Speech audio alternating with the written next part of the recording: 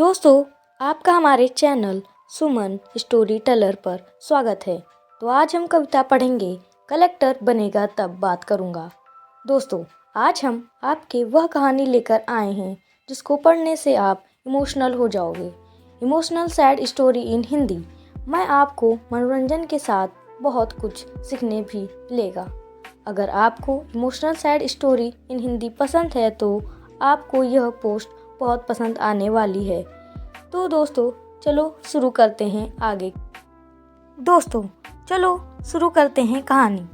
दोस्तों, यह कहानी है बिहार के एक गांव की, जिसमें विजय नाम का लड़का रहा करता था। बचपन से ही पढ़ाई में होशियार विजय अपने मम्मी पापा की आखिरी उम्मीद था।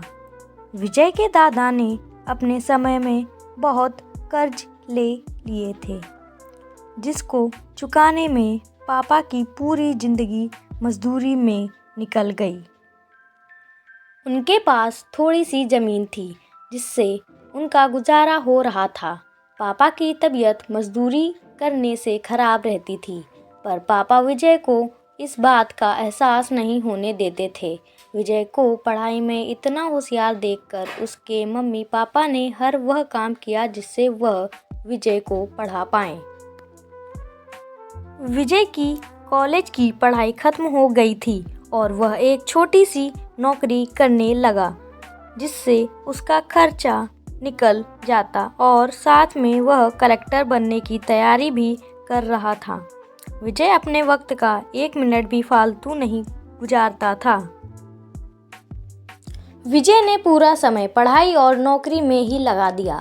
विजय के पापा को यह पता था कि वह कलेक्टर बनना चाहता है, इसलिए घर की हालत बहुत ज़्यादा खराब होने पर भी उन्होंने विजय से कभी इस बात का जिक्र नहीं किया और ना उसको अच्छी नौकरी करने के लिए कहा। लगातार 2 साल तक विजय पास नहीं हो पाया। उसके बाद भी उसके पिता ने अपना घर और ज़मीन गिरवी रखकर विजय को IAS की कोचिंग ज्वाइन करवाई और उसकी नौकरी भी छुड़वा दी और केवल पढ़ाई करने को कहा।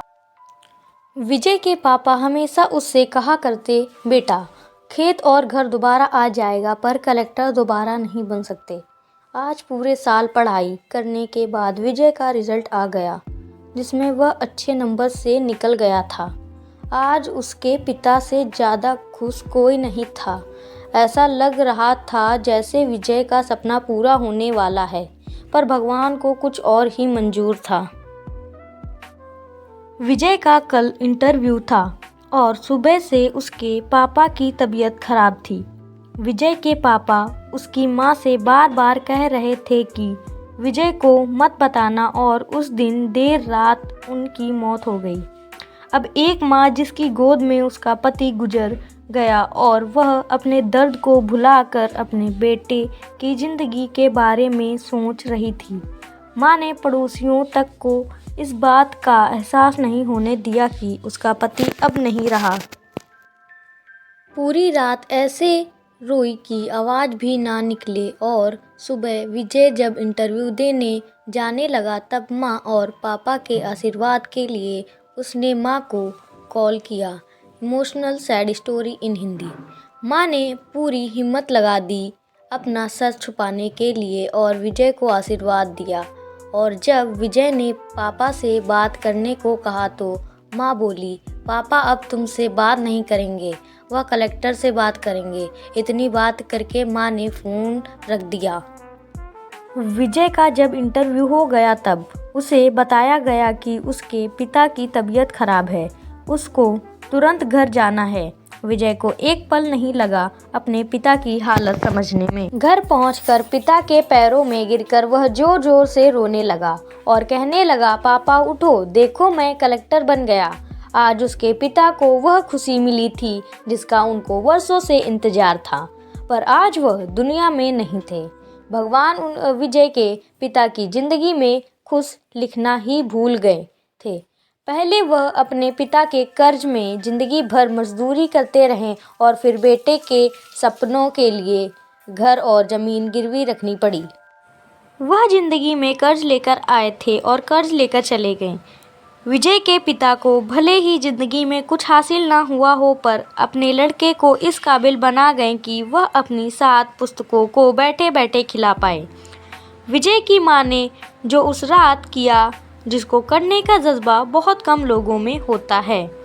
जब विजय कलेक्टर बनकर घर आया, तब मां ने विजय से कहा, बेटा तुम आज इतने बड़े बन गए हो कि हजारों गरीबों का भला कर सकते हो।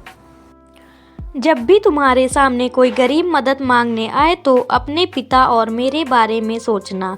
मैं तुम्हारे बराबर पढ़ी लिखी और समझदार तो नहीं हूँ, पर इतना जरूर जानती हूँ, गरीब आदमी की बहुत मजबूरी होती है।